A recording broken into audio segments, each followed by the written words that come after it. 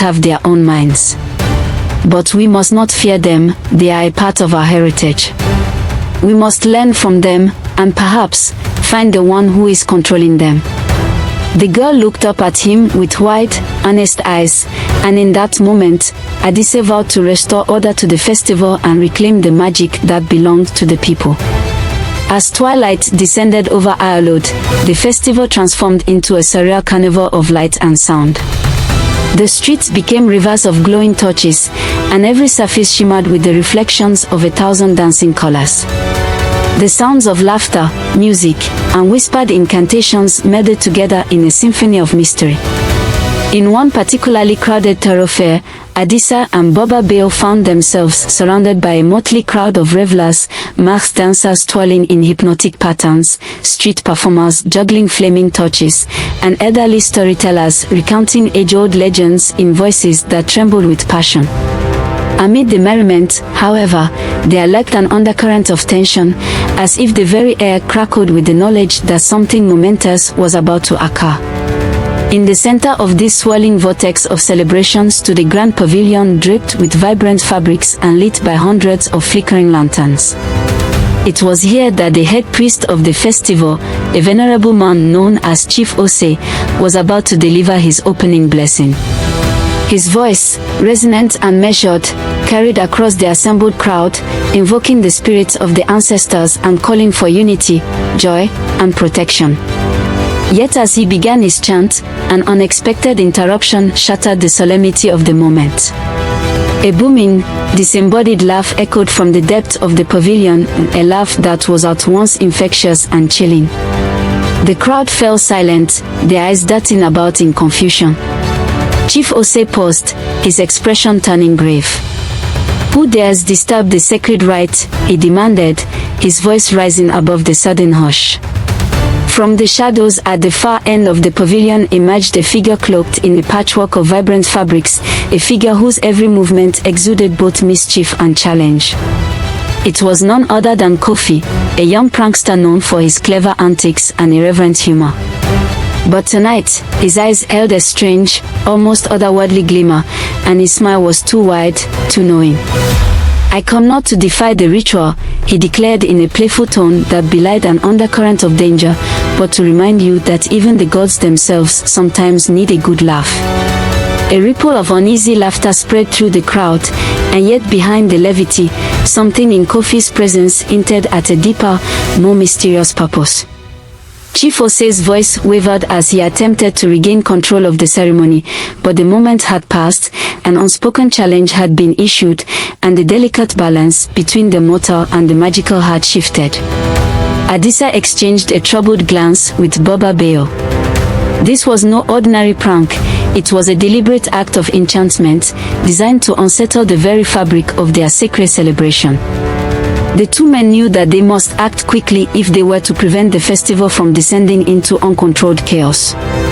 Resolute, they slipped away from the pavilion and followed the trail of mischievous energy into the narrow corridors behind the festival grounds. The moon hung low and full, bathing the labyrinthine back streets in silver light, while the distant sounds of laughter and music echoed like ghostly refrains.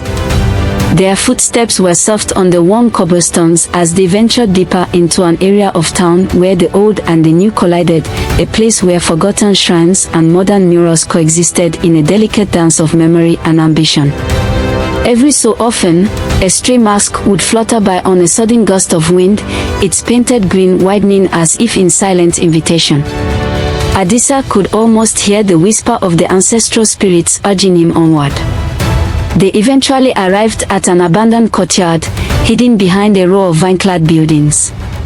Here, amidst the rubble of a once grand colonial mansion, they found evidence of recent activity, a discarded piece of fabric embroidered with symbols that matched those on the enchanted masks, a footprint in the soft earth, and faint traces of a strange, luminescent powder that sparkled like crushed gemstones in the moonlight.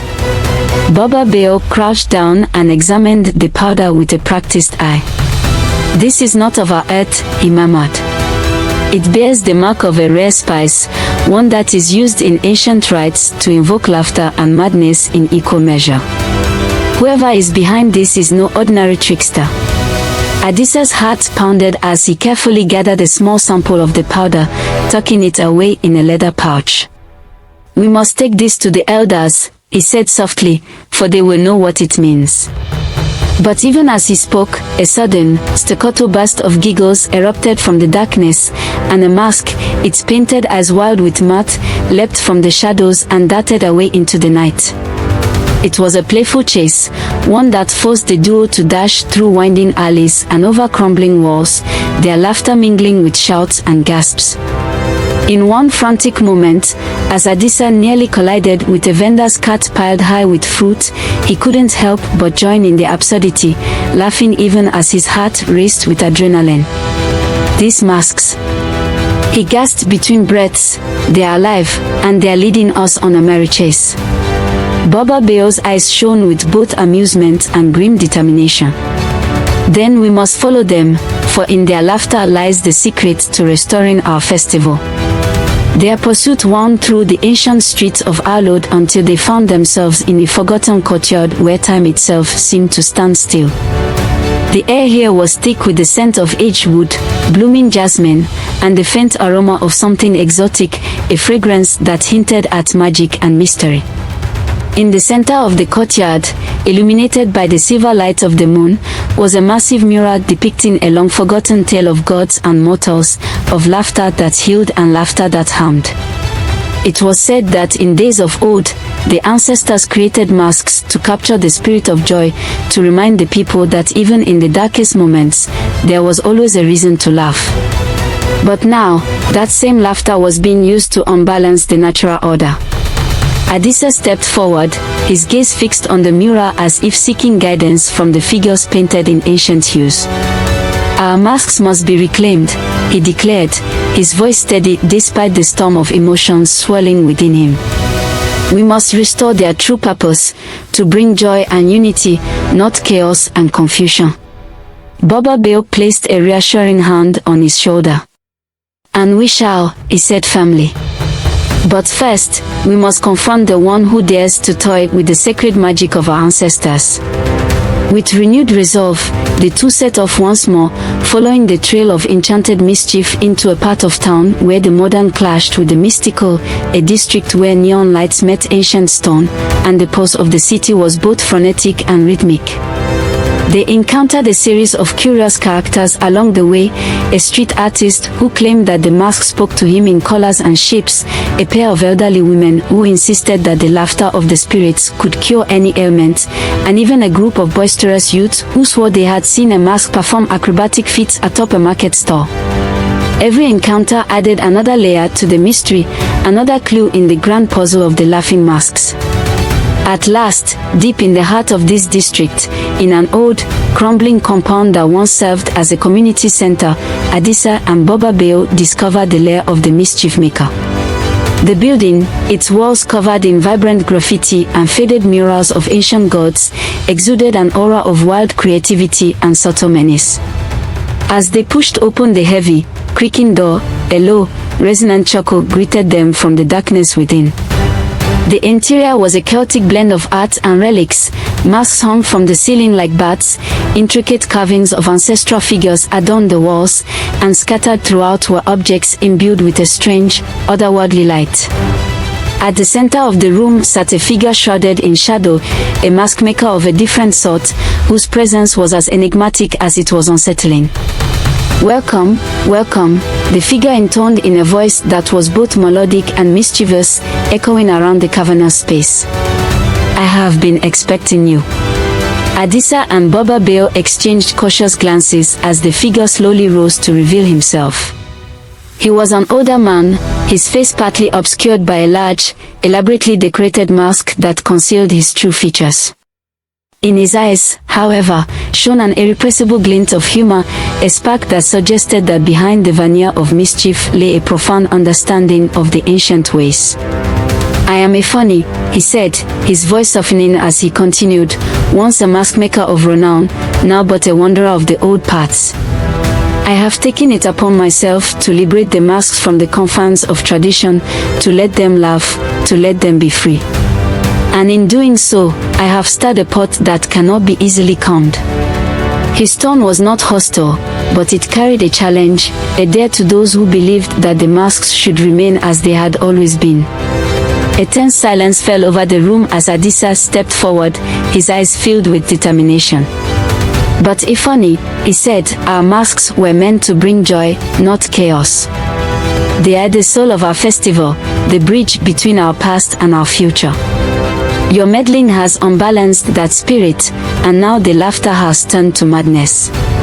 We must restore order before the enchantment consumes us all." Ifeanyi's masked face broke into a wry smile, and he gestured toward a table cluttered with ancient tools, scraps of parchment, and several half-finished masks. "Oh, my young friend," he replied, his voice light and teasing, "order and chaos are but two sides of the same coin. Perhaps what you see as madness is merely a new form of joy, a laughter that challenges us to rethink our old ways. But if you truly wish to restore balance, then you must first understand the magic behind the laughter." With that, he produced from beneath his cloak a small, ornate box. Inside this box is the key, a token imbued with the power of our ancestors. It will guide you to the source of the enchantment, and if you prove worthy, you may yet reclaim the true spirit of our masks. Adisa's fingers trembled as he accepted the box. He opened it carefully to reveal a delicate, silver amulet inscribed with intricate symbols that glowed softly in the dim light. "This," Ifeanyi continued, "is the amulet of Eo, Eo meaning joy in our tongue. It once belonged to the great mask makers of old, who believed that true laughter had the power to heal, to unite, and to transform. Use it wisely, for it will reveal the hidden path and challenge you with riddles that